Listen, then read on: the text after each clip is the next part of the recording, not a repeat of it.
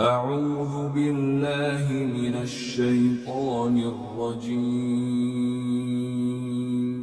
بسم الله الرحمن الرحيم سورۃ التوبہ آیت نمبر 1 براءة من الله ورسوله إلى الذين عاهدتم من المشركين۔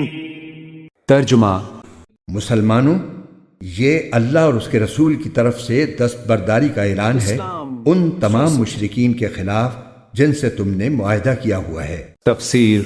یہ بھی مدنی صورت ہے اور حضور نبی کریم صلی اللہ علیہ وآلہ وسلم کی حیات طیبہ کے آخری دور میں نازل ہوئی ہے۔ اپنے مضامین کے اعتبار سے یہ پچھلی صورت یعنی سورہ انفال کا تکملہ ہے۔ غالباً اسی لیے عام صورتوں کے برخلاف اس صورت کے شروع میں بسم اللہ الرحمن الرحیم نہ نازل ہوئی نہ لکھی گئی، اور اس کی تلاوت کا بھی قاعدہ یہ ہے کہ جو شخص پیچھے سورہ انفال سے تلاوت کرتا چلا آ رہا ہو اسے یہاں بسم اللہ نہیں پڑھنی چاہیے۔ البتہ اگر کوئی شخص اسی صورت سے تلاوت شروع کر رہا ہو تو اس کو بسم اللہ پڑھنی چاہیے، اور بعض لوگوں نے اس صورت کے شروع میں بسم اللہ کے بجائے کچھ اور جملے پڑھنے کے لیے بنا رکھے ہیں، وہ بے بنیاد ہیں۔ اوپر جو طریقہ لکھا گیا ہے وہی سلف صالحین کا طریقہ رہا ہے۔ یہ سورت فتح مکہ کے بعد نازل ہوئی تھی۔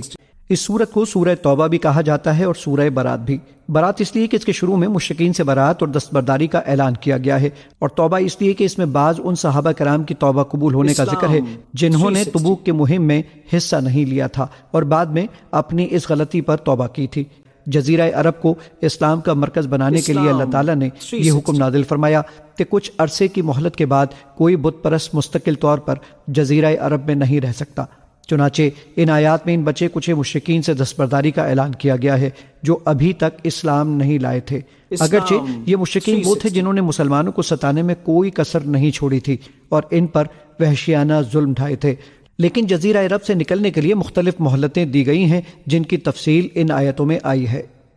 آیت نمبر 2 فسیحوا فی الارض 4 اشہر واعلموا انکم غیر معجز اللہ وان اللہ مخزی الکافرین۔ ترجمہ، لہٰذا اے مشرکو، تمہیں 4 مہینے تک اجازت ہے کہ تم عرب کی سرزمین میں آزادی سے گھومو پھرو، اور یہ بات جان رکھو کہ تم اللہ کو عاجز نہیں کر سکتے، اور یہ بات بھی کہ اللہ اب کافروں کو رسوا کرنے والا ہے۔ تفسیر۔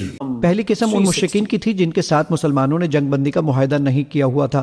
ایسے مشرکین کو 4 مہینے کی مہلت دی گئی کہ ان 4 مہینوں میں وہ اگر اسلام لانا چاہتے ہیں تو اسلام لے آئیں، اور اگر جزیرہ عرب سے باہر کہیں جانا چاہیں تو اس کا انتظام کر لیں۔ اگر یہ دونوں کام نہ کر سکیں تو ان کے خلاف ابھی سے اعلان کر دیا گیا ہے کہ ان کو جنگ کا سامنا کرنا ہوگا۔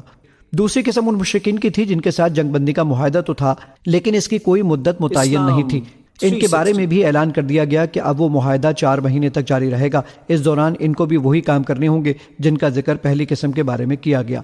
سورہ توبہ کی پہلی اور دوسری آیت ان 2 قسموں سے متعلق ہے۔ آیت نمبر 3 وَأَذَانٌ مِّنَ اللَّهِ وَرَسُولِهِ إِلَى النَّاسِ يَوْمَ الْحَجِّ الْأَكْبَرِ أَنَّ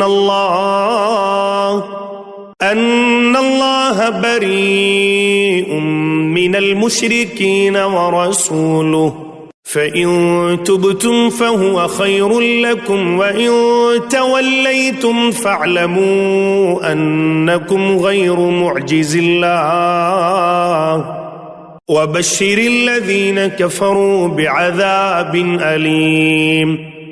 ترجمہ، اور حج اکبر کے دن اللہ اور اس کے رسول کی طرف سے تمام انسانوں کے لیے یہ اعلان کیا جاتا ہے کہ اللہ بھی مشرکین سے دستبردار ہو چکا ہے اور اس کا رسول بھی۔ اب اے مشرکو، اگر تم توبہ کر لو تو یہ تمہارے حق میں بہت بہتر ہوگا، اور اگر تم نے اب بھی منہ موڑے رکھا تو یاد رکھو کہ تم اللہ کو عاجز نہیں کر سکتے، اور تمام کافروں کو ایک دکھ دینے والے عذاب کی خوشخبری سنا دو۔ تفسیر۔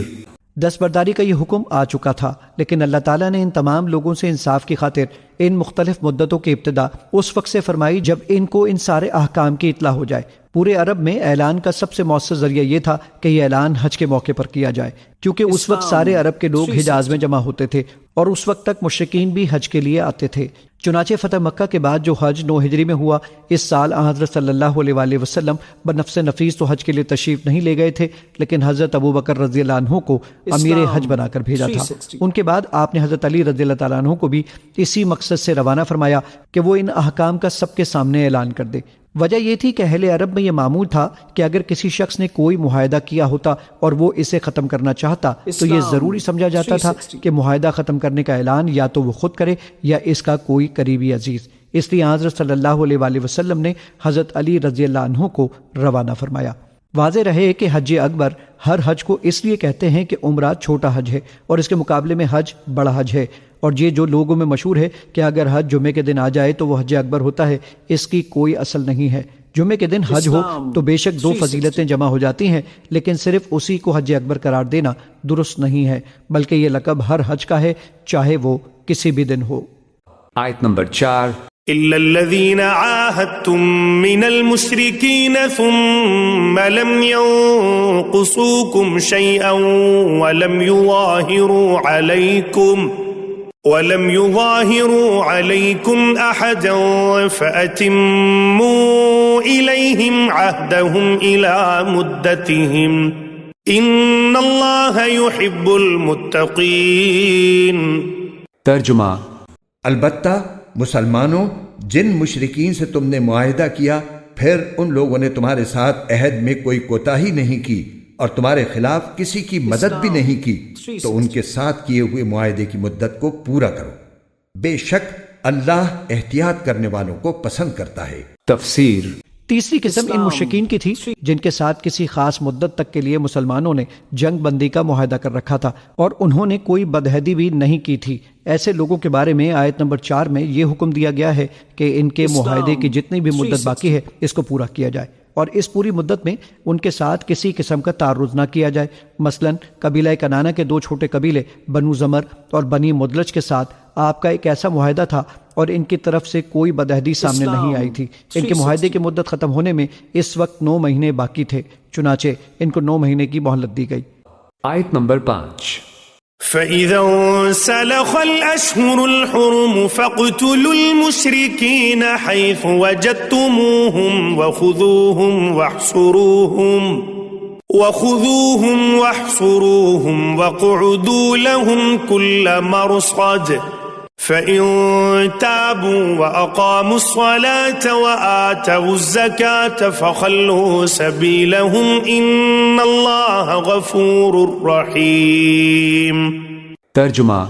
چنانچہ جب حرمت والے مہینے گزر جائیں تو ان مشرکین کو جنہوں نے تمہارے ساتھ بدعہدی کی تھی جہاں بھی پاؤ قتل کر ڈالو اور انہیں پکڑو، انہیں گھیرو اور انہیں پکڑنے کے لیے ہر گھات کی جگہ تاک لگا کر بیٹھو۔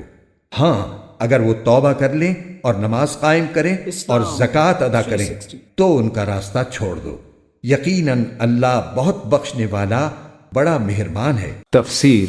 چوتھی قسم ان مشرکین کی تھی جن کے ساتھ حضرت صلی اللہ علیہ وآلہ وسلم نے معاہدہ تو کیا تھا لیکن انہوں نے بدعہدی کی اور وہ معاہدہ توڑ دیا، جیسے کفار قریش کے ساتھ حدیبیہ میں معاہدہ ہوا تھا لیکن انہوں نے اس کی خلاف ورزی کی اور اسی کی بنا پر حضرت صلی اللہ علیہ وآلہ وسلم نے مکہ مکرمہ پر حملہ کر کے اسے فتح کر لیا تھا۔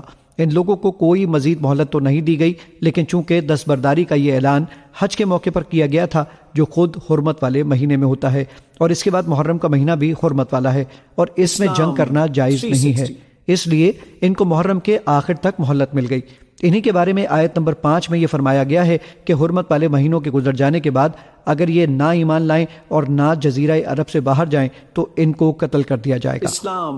ان چاروں قسم کے اعلانات کو برات یا دستبرداری کے اعلانات کہا جاتا ہے۔